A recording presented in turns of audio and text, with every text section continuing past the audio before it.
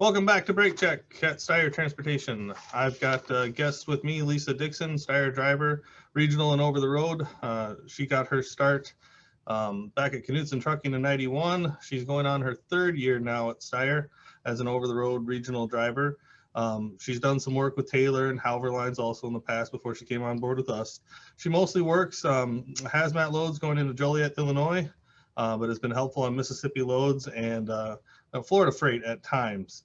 Outside of trucking, Lisa is a big fan of photography. She loves the outdoors, has been known to frequent the North Shore, and she loves to travel in general. So welcome, Lisa Dixon, to the Brake Check podcast thing.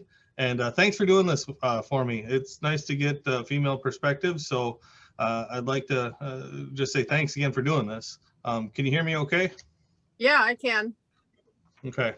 And you have a special guest with you behind you, Pooh Bear? Oh yeah, Pooh Bear, yeah. He rides with me a lot. Good. All right. Well, maybe Pooh helps in mitigating stress. That's one of the topics I wanted to talk to you today about.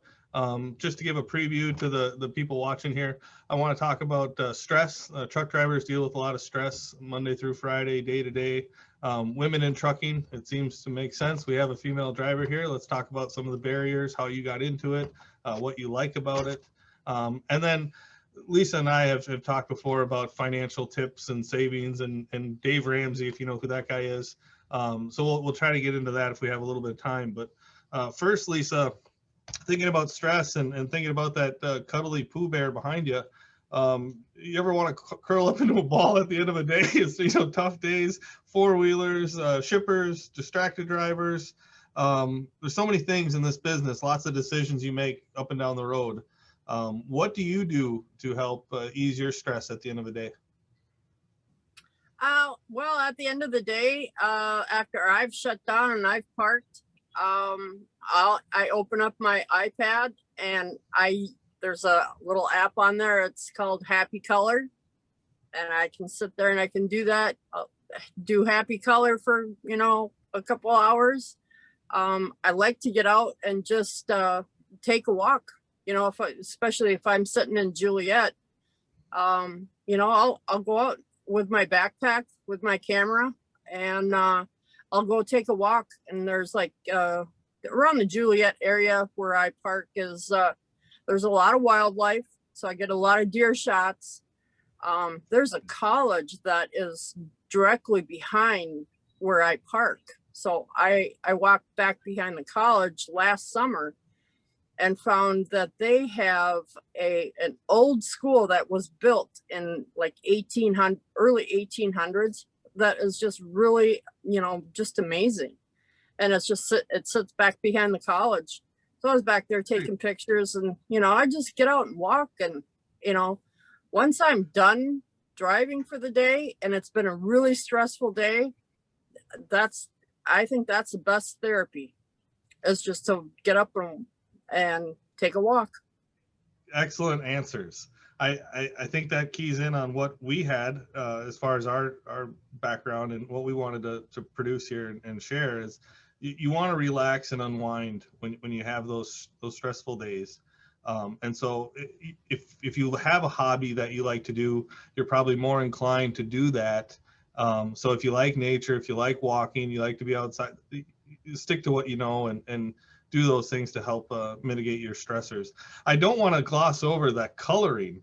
I have a 5-year-old, and we do a lot of coloring, and there's been many a times where we're 5-10 minutes into it and I go, this is great. This is really relaxing and therapeutic to put the colors in between the lines. And you burly truck drivers watching this, manly men and whatever, it's a really therapeutic thing for me. I've done it just playing with Ella. It's nice to just color a little bit, and it gets your mind in a different place. I think we're always, when you're holding on to the wheel and is that guy or that gal going to cut me off? Is am I going to make it in time? Beat the clock every day. So to finally be done with the work part of your day. One of the things that I do too at the end of my work day is I cook.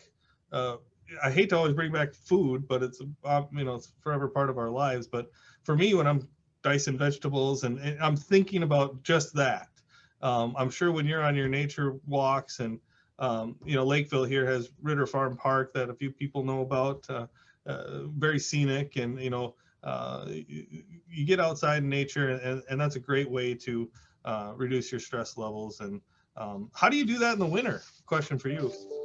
No, well, I personally do not do that when it's below, say, I don't know, if it's below 35 degrees, I'm not going outside. I don't do that. Lisa likes to take some time off in the winter, right? Yeah. See, I take my time off in the winter, and I go down to Florida, and when I go down there, I pretty much go around the Venice area. So I do like a lot of beach photography. I do a lot of wildlife photography down there. I go to a lot of the state parks down there that are fairly close to where I live down there.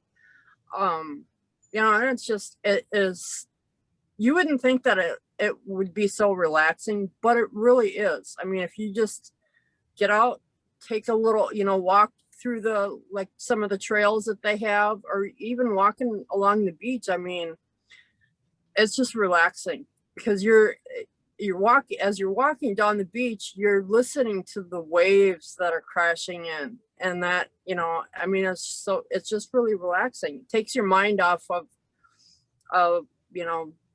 your thoughts that you're having, Right. So any shameless plug for Lisa Dixon Photography on Facebook? In case you guys didn't know. I do have a Facebook page for Lisa Dixon Photography. I also have my own website that you'll find that right on Lisa Dixon Photography on Facebook. I was recently out at Ritter Farm Park, and I took where the horses go, where the horse trails go. So I took that long trail all the way around. Well, it takes you back in the woods, and there's a really big house that sits back there. And then there is an old tractor. It's a tractor that you can cut hay and stuff. And this tractor's I'm gonna say it's probably late 1940s, maybe even late 1930s. So it's a good subject to get the good photo with. Mm-hmm. Yep, yeah. And those are the pictures I haven't had time to post on my website yet, but I did take when I was out there, I had a picture. I took a picture of, there was 3 cars out there, Model T Fords, really early 1900 vehicles. So those are on. So if you're looking to mitigate your stresses and you get out, you might not know what you're going to find. You might find that there's some interesting things out there if you get out and look a little bit. Wait, Get out and look. Have I heard that before? Yeah. Anyway, speaking of trucking, Women in Trucking, that's an entity. In case the viewers hadn't heard about that one, Women in Trucking is an entity. But I just in general speaking about women in trucking, Lisa, how did you get into this business? Oh boy, I would say I've been in this business pretty much my entire life. My father drove truck. My grandfather drove. Both my uncles are owner operators. So, I mean, I pretty much kind of grew up in this business. When we were kids, we used to go to the trucking rodeos out in like the different areas. Like I think they had it at the one of the community colleges. We used to on like Rosemount Community College. So we'd go out there on the weekend and we'd watch. And I always paid really close attention to when it came to like the tennis balls, when they'd have to come around that corner, they made that right turn. And then you had that alley that for the tennis balls, and you had to make that turn and be able to go through that and not knock a single tennis ball over. An And to obstacle me, course. that was, I mean, that's a huge challenge, you Yeah. know, and I'm like, I could do that. I I think know I could do that. don't know how old you were at the time, but I think most little kids like the dump trucks, like the big fire trucks, like the, you know, and so if you get that impression early on and you see one of these courses and, you know, everybody in the family does it, it does get into your blood. It Mhm. ends up being in the last year, it's been essential, and I've never been more thankful to be in and around trucking. So it's a good career for female drivers. You know, can you talk about maybe what some of the initial, you know, maybe there's concerns that women have. Is it hard to be in a truck? Is it, are there challenges relative to what you do that, you know, maybe you could tamp down and say, hey, it's not so bad. You know, I got plenty of room. I get to travel. What are some of the positive things that trucking has brought to your life? Well, I always have a job. Yeah. I'm always going to have a job. If you're going through coronavirus, any little thing, I mean, with this coronavirus, I mean, people have lost a lot of their jobs, or they've had to work at home, which, you know, I mean, it wouldn't be so bad, but I get paid pretty well for what I do. Yeah. You know, Yeah. you know, you got to really like what you do in order to do it. And I think you probably like the travel, right? Oh, I love to travel. Very, very few jobs give you the opportunity to see so much of the country. And then here at Styer, of course, we've got the flexibility. If you want to do your routine stuff, that's fine. But if you get bored and you want to, like, we know, you know, Florida background, and you want to get back down that way, well, geez, we just need to find a load. And what industry, you know, offers that? It's unique to trucking for sure. So cool. We've got a little bit of time left, so I might as well talk on some money saving tips. Lisa helped me get a book recently, Dave Ramsey, Financial Planning. When you talk about stress, money can be a stressor for a lot of people. And you know, the restaurateur that was out of work or whatever with COVID, there's certainly some stress of late. So we thought we'd give you some tips, thinking about stress, thinking about finances. I've got a couple ideas that I want to just say first, but I'd like to hear what some of your thoughts are too, and what, because I know you've lessened a lot of your debt, but I think that's a good place for most people to start. Is, you know, what can I limit? Where can I get rid of some of that debt? You know, making a budget and sticking to it is very important. I think you always have to look at your needs versus your wants. I say that a lot, you know, with kids. Do you want that or do you need that? You know, you need diapers. You might want that toy. And so sometimes we all have to evaluate what our needs and wants are. So go ahead and hit me with some of your tips and tricks that maybe you learned from Dave Ramsey or somebody out there. Well, when I first got hired with Styer, I was in debt quite a bit. And it took me 2 years, and I've got pretty much everything paid off except for 2 bills. And I just kind of worked his program. You know, I had been following him for a couple of years. Yeah. And when he came out with Financial Peace University, you know, I hopped on board on that. And I just find that if you follow his steps on saving money and paying debt off, yeah, his 7 baby steps. I mean, a lot of people will say, you know, that it's a waste of time, blah, blah, blah. But I did it.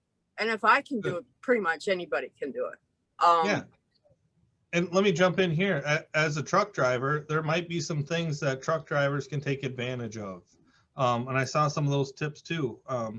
You know, if you do set a budget and you're going to allocate, you know, nobody's perfect. Let's give them some room. You know, maybe there's $100 a month that you're spending on fast food. Don't go over that budget, right? Fast food can get very expensive. And it's not healthy for you. Well, we know that. We've addressed a little bit in the previous episodes about meal prep, but that's a great way to save some money. Spend your time on the weekend at a Costco and buying in bulk and putting things in containers. And if you are out on the road and you are in a pinch, maybe there's a CDL discount. Maybe you get a free coffee at a place, and Wi-Fi. You've got plenty of free Wi-Fi in the world, and maybe some points offer some laundry or a shower, or there's a lot of things that are relative to truck drivers that your CDL might allow you some tricks. Just thinking out loud, I do know that they do get some rewards for the points. Have you seen any good rewards that have offered you any neat things? Well, so I've kind of collected my points for quite some time, and so I managed to buy a new CB radio, and I didn't Perfect. pay cash for it. I used my points. I also bought some antennas and stuff too, and I paid for that in points. I'm not putting my cash out there, but I'll use my points, and that's a great way. I mean, if that's something you see, some different objects and stuff in some of these truck stops that you maybe are cool and you'd like to have, save your points and use those things, because it's going to save you money. You're not putting money out of, you're not putting your own money out of your own pocket, is what I'm saying. Yep. And that's unique to CDL driver, right? Yep. I know we have a hotel in town, and they have a discount. You'd let them know you have a CDL, and oh boy, that's 10% off. Or there's stuff out there, so don't be afraid to ask if hey, they got a senior discount. Maybe it's 60 and over, not 65. Anyway, Lisa, I'm really grateful that you jumped on with me.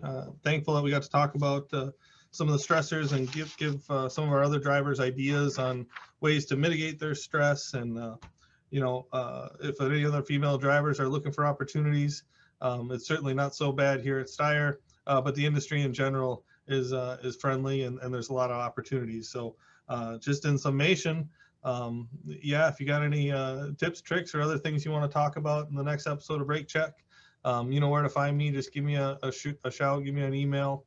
Again, Lisa, thanks for joining me, and we'll catch everybody on the next one. Thanks for watching.